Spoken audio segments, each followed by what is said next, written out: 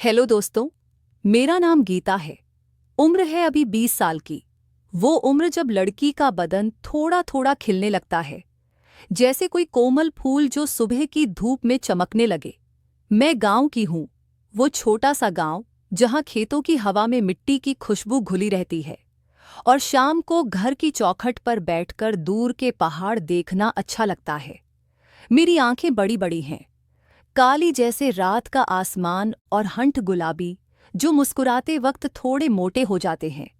लोग कहते हैं कि मैं सुंदर हूं, लेकिन मैं तो बस अपनी हूं, साड़ी पहनकर घर के काम करती हूं। कभी कभी आईने में देखकर सोचती हूं कि यह सब इतना क्यों बदल रहा है। आज मैं तुम्हें अपनी कहानी सुनाऊंगी, जो मेरी जिंदगी की वह दास्तान है जो धीरे धीरे खुलती गई। इसमें कुछ ऐसा है जो तुम्हें बांध लेगा, शायद थोड़ा उत्साह भी देगा। लेकिन अंत तक रुको, क्योंकि जिंदगी हमेशा वैसी नहीं चलती जैसी लगने लगे। चलो शुरू करते हैं। मेरा गांव है हरिपुर, जहां घर घर में ईंटों की दीवारें हैं, लेकिन मेरे घर की दीवारें थोड़ी अलग हैं। पिताजी किसान हैं। सुबह उठते हैं तो खेत की मेड़ पर चलते हुए कोई गीत गुनगुनाते हैं। माँ घर संभालती हैं और भाई बड़ा है, शहर पढ़ने गया हुआ। मैं बीच में हूँ, घर की लाडली, लेकिन अब वह उम्र आ गई है जब सबकी नजरें थोड़ी चुभने लगती हैं। एक दिन सुबह की बात है, मैं रसोई में थी। बाहर का आंगन सूना था। सूरज अभी पूरी तरह नहीं निकला था, बस हल्की हल्की रोशनी फैली हुई। मैं चूल्हे पर रोटियां सेक रही थी। साड़ी की चोली थोड़ी ढीली थी, क्योंकि रात को धोकर सूखने रखी थी, और हवा के झोंके से वह हल्का हल्का लहरा रही थी। माँ बाहर कपड़े सुखा रही थी और अचानक दरवाजे पर दस्तक हुई। कौन है? मैंने पूछा। आवाज में थोड़ी झिझक थी। बाहर से चाचा जी की आवाज आई। पड़ोस के चाचा, जिनका नाम है रामलाल चाचा। वो हमारे खेत के पास का ही खेत जोतते हैं और कभी कभी घर आ जाते हैं कोई बात करने। गीता बिटिया, खोल दे दरवाज़ा, तेरे पिताजी को कुछ सामान लाया हूं। मैंने साड़ी को ठीक किया, लेकिन वो हल्की सी हलचल में फिर लहराई। दरवाज़ा खोला तो चाचा जी खड़े थे, हाथ में एक बोरा, आंखें थोड़ी नीची, लेकिन नजरें मेरी तरफ। अरे चाचा जी, आइए अंदर, मैंने कहा मुस्कुराते हुए। बोरा रखते हुए उनका हाथ मेरे हाथ से छू गया, बस हल्का सा, लेकिन वह स्पर्श जैसे बिजली का करंट था। ये क्या लाए हैं? मैंने पूछा। बीज हैं तेरे पिताजी के लिए, अच्छे वाले। उनकी आंखें मेरी कमर पर रुकीं, जहां साड़ी की फुदक थोड़ी ढीली थी। मैंने सोचा शायद हवा का कमाल है, लेकिन मन में एक अजीब सी हलचल हुई। माँ ने पुकारा, गीता चाय बना दे चाचा जी के लिए। मैं रसोई में चली गई। पानी उबालते हुए सोच रही थी कि चाचा जी की नजरें क्यों इतनी गहरी लगी। चाय देते वक्त उनका हाथ फिर छुआ, इस बार थोड़ा लंबा। बिटिया, तू तो बड़ी हो गई, उन्होंने कहा, आवाज में कुछ भारीपन। हाँ चाचा, समय तो ऐसा ही है, मैंने हंसकर कहा, लेकिन मन में सवाल घूम रहा था। ये क्या चल रहा है?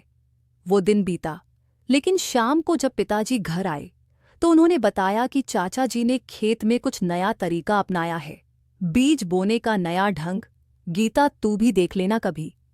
मैंने सिरैया लाया, लेकिन रात को सोते वक्त वो स्पर्श याद आया। अगली सुबह फिर वही रूटीन। मैं आंगन में झाड़ू लगा रही थी। साड़ी की आंचल कंधे से सरक गया था और मैंने उसे ठीक करने के चक्कर में कमर मोड़ी। तभी चाचा जी फिर आए, इस बार अकेले।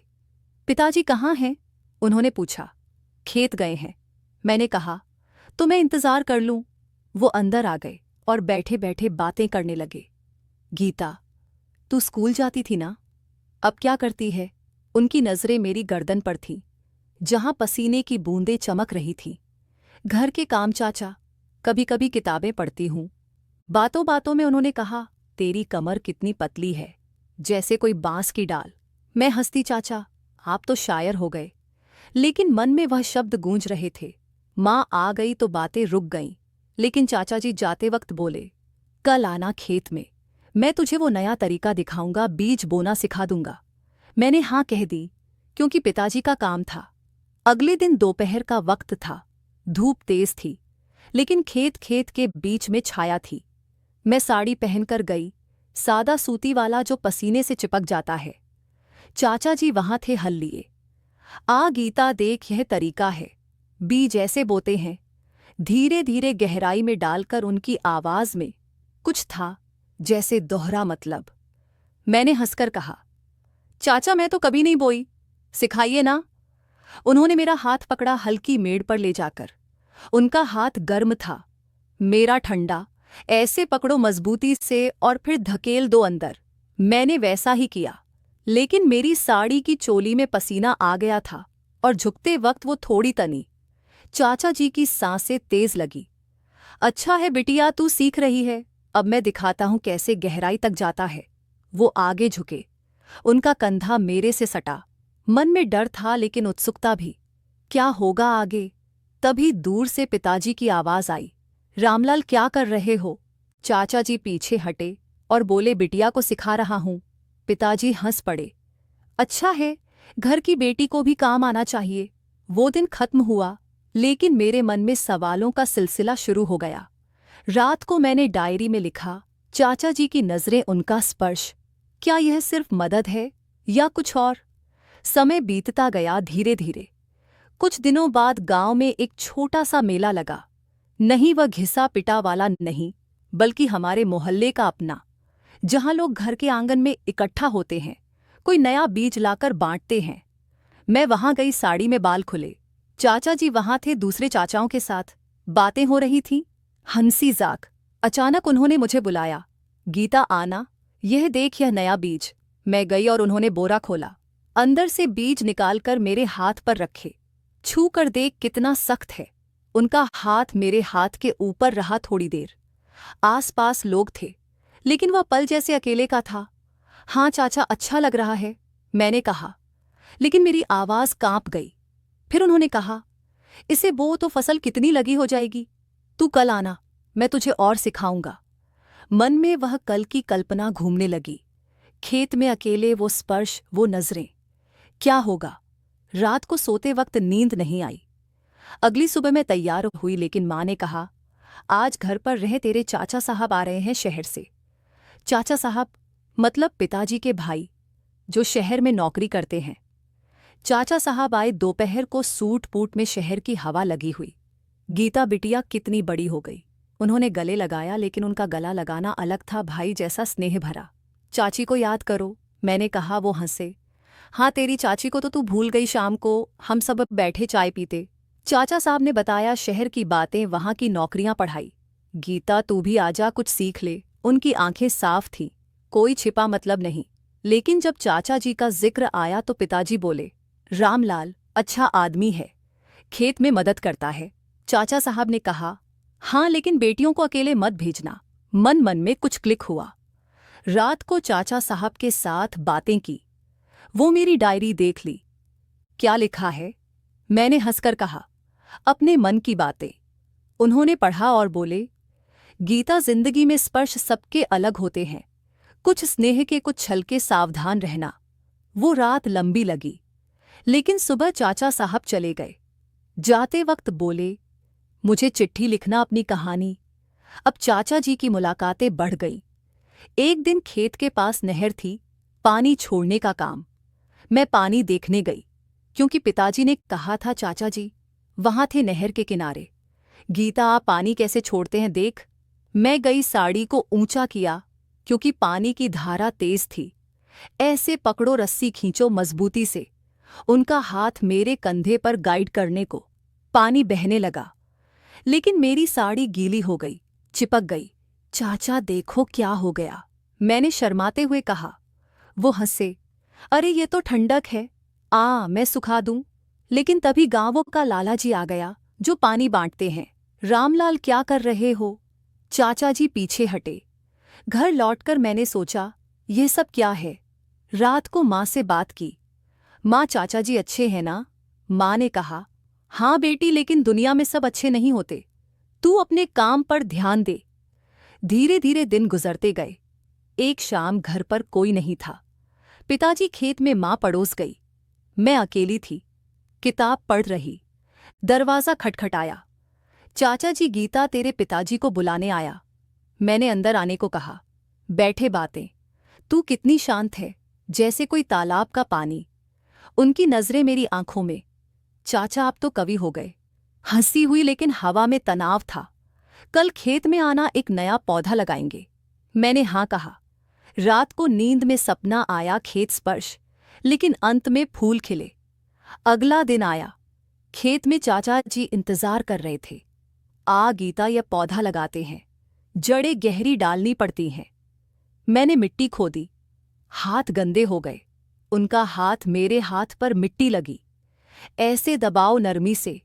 पौधा लग गया, लेकिन मेरी साड़ी मिट्टी से सन गई। चाचा अब क्या? वो बोले, घर चल, मैं साफ कर दूं। मन डर गया, लेकिन उत्साह भी। घर की तरफ चल पड़े, लेकिन रास्ते में भाई का दोस्त मिला। शहर से आया। गीता दीदी, क्या हो रहा है? चाचा जी चले गए। भाई के दोस्त ने कहा, चाचा जी से सावधान, वो थोड़े चालाक हैं। मन में शक हुआ। समय और आगे बढ़ा। अब चाचा जी की बातें गहरी हो गई। एक दिन घर के पीछे आम का बाग था। फल तोड़ने का मौका। मैं चढ़ी सीढ़ी पर, साड़ी लपेटी। चाचा जी नीचे पकड़ रहे थे। हाथ बढ़ाओ, मैं पकड़ लूंगा। फल गिरा। उनका हाथ मेरी टांग से छुआ। सॉरी बिटिया। लेकिन आंखों में चमक। नीचे उतरते वक्त सीढ़ी हिली। मैं गिर पड़ी उनके ऊपर। सांसें रुकी, बदन सटा। आधी साल जिया, चाय में उठी, लेकिन वो पल जैसे आग था। कुछ नहीं हुआ। उन्होंने कहा, लेकिन जाते वक्त बोले, कल फिर आना बाग में। रात को मैंने फैसला किया, नहीं जाऊंगी। लेकिन जिंदगी रुकती नहीं। कुछ दिनों बाद गांव में एक समस्या आई। खेतों में कीड़े लग गए। सब परेशान। चाचा जी ने सलाह दी, एक नया दवा लाओ, मैं लगा दूं। पिताजी ने मुझे भेजा शहर की दुकान पर। वहां चाचा साहब मिले जो छुट्टी पर आए थे। गीता क्या लाई, मैंने बताया। वो बोले, चल मैं साथ चलूं। रास्ते में बातें शहर की। तू क्या करना चाहती है जिंदगी में? पढ़ना, मां बाप का नाम रोशन करना। घर आकर दवा लगाई चाचा साहब ने। चाचा जी भी आए, लेकिन चाचा साहब की मौजूदगी में चुप रहे। धीरे धीरे चीजें बदलने लगी। मैंने किताबें ज्यादा पढ़ना शुरू किया, डायरी में लिखना। चाचा जी की मुलाकातें कम हुई क्योंकि मैं बहाने बना लेती। एक दिन पिताजी बीमार पड़े, नहीं बीमारी नहीं, बस थकान। मैंने देखभाल की। चाचा जी आए, लेकिन मां ने रोका। बिटिया संभाल रही है। मन में राहत मिली। अब कहानी का वो मोड़ आया जो सब बदल देगा। एक रात, आधी रात को दरवाजा खटखटाया। मैं उठी, देखा चाचा जी। क्या हुआ चाचा? तेरे पिताजी को बुला, खेत में समस्या। पिताजी गए, मैं अकेली। चाचा जी अंदर आ गए। गीता तू डर मत। उनकी नजरें फिर वही। चाचा, पिताजी आ जाएंगे। लेकिन वह पास आए, हाथ बढ़ाया। बिटिया तू समझती नहीं। मन धड़का, चीखने को हुई। लेकिन तभी लाइट नहीं गई, बल्कि भाई घर आ गया। शहर से अचानक, क्या हो रहा है यहाँ? चाचा जी भागे। भाई ने सब सुना, पिताजी को बताया। अगले दिन पंचायत हुई। चाचा जी ने माफी मांगी। मैंने गलती की, बस मदद करना चाहता था। लेकिन सब जान गए। गांव ने उन्हें समझाया, मैंने चुप रहना चुना। लेकिन अंत चला। चाचा जी खुद एक बीमारी से जूझ रहे थे, मन की बीमारी, जो उन्हें वैसा ऐसा बनाती थी। डॉक्टर ने इलाज किया और वह बदल गए। महीनों बाद वह आए, सिर झुकाकर, गीता बिटिया माफ कर दे, मैं अब ठीक हूं।